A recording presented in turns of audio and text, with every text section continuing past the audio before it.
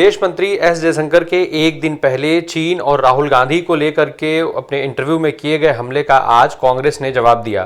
कांग्रेस की तेज तर्रार प्रवक्ता सुप्रिया श्रीनेत ने एस जयशंकर के इंटरव्यू में कही गई बातों को ही आधार बनाते हुए उनसे ही कई कड़े सवाल पूछ डाले। उन्होंने विदेश मंत्री पर तंज कसते हुए ये भी कहा कि चीन को लाल आंख दिखाने की बजाय लाल शर्ट पहन करके उसका स्वागत क्यों किया जा रहा है। आपको बता दें कि एक दिन पूर्व विदेश मंत्री जयशंकर ने एक एजेंसी को इंटरव्यू देते हुए कई सारी बातें कही थी। उसमें उन्होंने राहुल गांधी पर भी हमले किए थे। राहुल गांधी पर हमला करते हुए जयशंकर ने कहा था कि अगर उन्हें चीन के मामले में ज़्यादा समझ है तो वो उनको सुनने को तैयार हैं। वो हर समय कुछ सीखने के लिए तैयार रहते हैं। ऐसे में वो राहुल गांधी की पूरी बात सुनना चाहते हैं। साथ ही साथ उन्होंने दावा किया था कि वो चीन में अब तक के सबसे लंबे सर्विंग राजदूत रहे हैं। उन्होंने बतौर राजदूत सबसे ज़्यादा सेवा चीन में अभी तक दी है। साथ ही साथ उन्होंने ये दावा भी किया था कि चीन के मुद्दे पर, जो चीन के साथ सीमा विवाद है भारत का, उस मुद्दे पर चीन को लेकर के वो ज़्यादा समझ रखते हैं। उनकी जो राय है वो बेहद महत्वपूर्ण है। हालांकि विदेश मंत्री ने ये भी क्लियर किया था कि वो ये दावा नहीं करते हैं कि वो सबसे ज़्यादा जानकार हैं। चीन के मुद्दे पर राहुल गांधी के सवालों पर जयशंकर ने कहा था कि हम पर आरोप लगता है कि हम चीन से डरते हैं, उसका नाम भी नहीं लेते हैं। मैं बता दूं कि हम चीन से नहीं डरते। अगर हम डरते तो भारतीय सेना को चीन बॉर्डर पर किसने भेजा? ये सेना राहुल गांधी ने नहीं भेजी, नरेंद्र मोदी ने भेजी है। इस तरीके के और भी आरोप अपने इंटरव्यू में एस जयशंकर के द्वारा लगाया गया था राहुल गांधी पर। इसके अलावा कई सारे सवाल भी उठाए गए थे। अब उन्हीं सवालों और जयशंकर के द्वारा इंटरव्यू में कही गई बातों का आधार बनाते हुए कांग्रेस ने उनसे तीखे सवाल पूछे हैं। आप सुनते चलिए ये सारी बात। आप सबका बहुत बहुत धन्यवाद यहाँ आने के लिए। आप सबको मेरा नमस्कार। एक बहुत ही अहम मुद्दे पर आज आपके सामने आए हैं और इस मंच से उस मुद्दे को एड्रेस करना इसलिए ज़रूरी है क्योंकि कल इस देश के विदेश मंत्री ने, डॉक्टर एस जयशंकर ने कुछ ऐसी बातें कही अपने राजनीतिक प्रतिद्वंदियों के खिलाफ। तो आप बयानबाजी करिए, इसमें कोई दिक्कत नहीं है और आप लगातार करते रहते हैं। वो कई बार फूहड़ होती है, वो कई बार इमैच्योर होती है, उससे भी दिक्कत नहीं है। लेकिन जो आपने कल चीन को लेकर एजेंसी को दिया अपने वक्तव्य में बोला, वो वाकई में चिंताजनक है। और वो चिंताजनक इसलिए है क्योंकि आपने एक तरह से भले राहुल गांधी का अपमान करने की कोशिश की हो, आपने अपमान तो भारतीय सेना, उनके शौर्य और उनके पराक्रम का किया और इस देश की भूभागीय अखंडता पर एक बहुत बड़ा सवाल उठा दिया।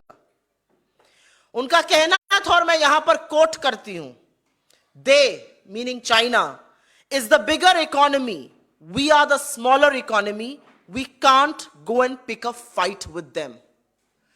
20 जवानों की शहादत हुई है 2020 में गलवान वैली में और हमारे देश के विदेश मंत्री कह रहे हैं क्योंकि हम छोटी अर्थव्यवस्था है तो हम बड़ी अर्थव्यवस्था को अटैक नहीं कर सकते, चीन आपके घर में घुसकर बैठा है।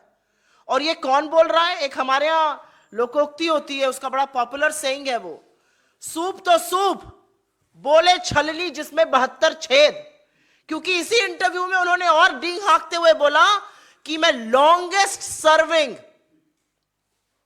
चीन में भारतीय का राजदूत रहा हूं, longest serving Indian ambassador in China. ये डींग भी उन्होंने हाँकी। तो ये कह देना कि हम छोटी इकोनॉमी है, हम बड़ी इकोनॉमी को जाके अटैक थोड़ी कर देंगे। आप क्या कर रहे हैं भारतीय सेना के शौर्य पराक्रम, उनके हौसले के साथ? आपको क्या कहना है उन सैनिकों का जो बर्फ में, आंधी में, गर्मी में, बरसात में खड़े होकर हमारी भूभागीय अखंडता का, हमारे बॉर्डर्स की सुरक्षा करते हैं, कि हम छोटी इकोनॉमी है?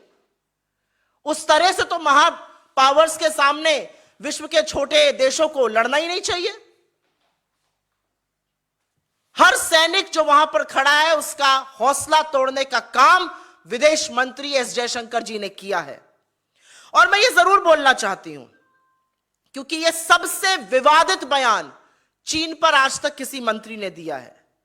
मैं पूछना चाहती हूं उनसे, वो दंभ भरते हैं ना किस चीज का, कि वो longest serving Indian ambassador in China थे।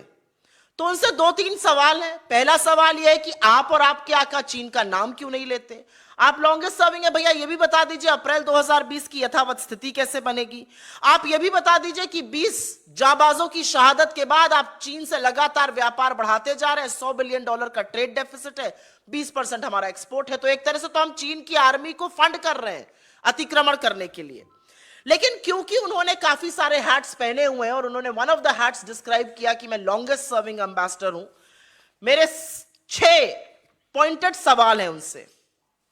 As the longest serving ambassador China का, सबसे ज्यादा वक्त तक चीन में भारत के राजदूत रहने के तौर पर, वो जो चीनी अग्रेशन की फोटो आती हैं, जो खबरें हैं कि हमारी 2000 स्क्वायर किलोमीटर की जमीन पर चीन ने अतिक्रमण किया हुआ है, उसके बारे में वो क्या कहेंगे? वो यथावत स्थिति अप्रैल 2020 के बारे में क्या कहेंगे? और वो क्या कहेंगे कि हमारे पेट्रोलिंग पॉइंट्स अब हमारी बफर जोन बन चुके हैं, पेट्रोलिंग पॉइंट 10, 11, 12, 13, 14, 15, 16 तक। वो क्या कहेंगे जो पुल बनते जा रहे हैं? उनका कहना था वो तो पहले से चीनी अतिक्रमण था, अतिक्रमण पहले से था, पुल अभी बन जाएगा, उनका बेस अभी बन जाएगा और आप अपने मुंह पर दही जमाए, मुंह पे उंगली डाले बैठे रहेंगे।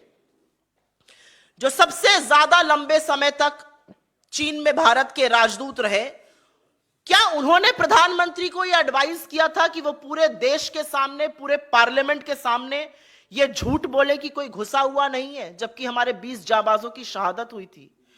जो सबसे लंबे भारत के चीन में राजदूत रहे, जयशंकर जी से यह पूछना है कि क्या जो चीन पैंगोंग लेक पर डोकलाम में ब्रिजेस बना रहा है, फोर्टिफाई कर रहा है, उस पर वो चुप रहेंगे? क्या उनकी एडवाइस है कि ये सरकार चुप रहे और ध्यान भटकाए? जो लॉन्गेस्ट सर्विंग एम्बेसडर इंडिया के चीन में रहे, उनसे यह पूछना है, चीन एक रेलवे लाइन बना रहा है, इससे क्या हमारी भूभागीय अखंडता पर खतरा नहीं है? क्या डीबीओ पर जो जंक्शन चीन के अतिक्रमण पे, उससे खतरा नहीं है? और एक बात जरूर पूछनी है लॉन्गेस्ट सर्विंग इंडियन एम्बेसडर चीन से, कि आप ही के फॉरेन सेक्रेटरी चिंता जता रहे थे अनमैनेजेबल $100 बिलियन के ट्रेड डेफिसिट पर, उनसे भी कुछ कह दीजिए। इंटरव्यू देना और वहां पर डींगे हाँकना बड़ी बात है, 1 घंटा 41 मिनट का आपने राष्ट्र के नाम संदेश दिया, लेकिन इन सवालों का भी जवाब दे दीजिए, क्योंकि आप दंभ भरते हैं कि आप चीन में भारत के सबसे लंबे समय तक बने रहे राजदूत हैं। और एक चीज, ना मैं ये मजाक से कह रही हूं, ना मैं हल्केपन में कह रही हूं, एक स्टॉकहोम सिंड्रोम होता है। आपको अपने ही, जिसने आपके साथ गलत बर्ताव किया, उसी से प्यार हो जाता है, स्टॉकहोम सिंड्रोम होता है। स्पेशली किडनैपिंग में इसका बड़ा यूज होता है। क्या जयशंकर जी स्टॉकहोम सिंड्रोम से ग्रसित हैं? सवाल ये सारे चीन पर पूछने चाहिए, लेकिन आप और आपके आका जब मौका मिलता है शी जिनपिंग की गलबैया करने लगते हैं, गले लगने लगते हैं, लाल आंख दिखाने के बजाय लाल शर्ट पहनकर स्वागत में खड़े हो जाते हैं। तो क्या आप स्टॉकहोम सिंड्रोम से सफर करते हैं? ये सवाल चीन पर पूछे जाएंगे। और क्योंकि आपने कुछ झूठ बोले गए और लगातार आपके लोग ये झूठ बोलते हैं, तो उस झूठ का भी मैं चीन पर पर्दाफाश कर देती हूं यूपीए सरकार को लेकर। क्या यह सच नहीं है कि 50 साल 1967 के बाद 87 में एक इंसिडेंट को छोड़कर लगातार स्टेबिलिटी और पीस बॉर्डर पे बनी रही, और लगातार पिछले 3 सालों में चीनी अतिक्रमण हो रहा है, इंकर्जन हो रहा है, चाहे वो लद्दाख में हो, चाहे वो अरुणाचल में हो, चाहे वो नेपाल के रास्ते से हो? क्या यह सच नहीं है कि यूपीए गवर्नमेंट ने एक्टिव इंफ्रा पॉलिसी और रोड्स टनल्स बनाने के लिए 2006 में पॉलिसी बनाई थी, और यह श्याम सरन टास्क फोर्स 2006 में बना था, और बहुत सारी चीजें इसकी 2014 तक खत्म हो गई थी? क्या यह सच नहीं है कि इंडियन नेवी ने US navy near East China Sea में 2007, 2009, 2011 और 2014 में एक्सरसाइजेस किए थे? क्या यह सच नहीं है कि कांग्रेस गवर्नमेंट ने 50,000 स्ट्रॉन्ग नई 2 माउंटेन डिवीजन सैंक्शन करी थी? और क्या यह सच नहीं है कि कांग्रेस गवर्नमेंट ने 4 एडवांस्ड लैंडिंग ग्राउंड चुशूल में, फुकचे में, डेमचौक में, दौलत बेग ओल्डी में सैंक्शन किए थे? और अगर यह सब सच नहीं है, तो यह सब चीजें कैसे बन गई 2014 तक? 2014 तक तो ना आप थे और ना आपके आका थे। तो झूठ बोलना कूटनीति का तंत्र नहीं हो सकता है।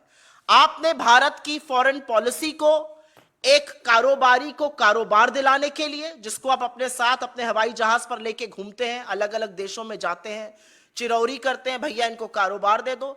आपने भारत की फॉरेन पॉलिसी को कारोबार दिलाने के लिए, और दूसरा आपने भारत की फॉरेन पॉलिसी को फोटो अपॉर्चुनिटी, कभी शहनाई सुनते हुए, कभी झूले पर पींग लगाते हुए, कभी लाल शर्ट में अपना खाना छोड़ के लपक के जी हजूर करते हुए आपने भारत की कूटनीति को उस पर रिड्यूस कर दिया है।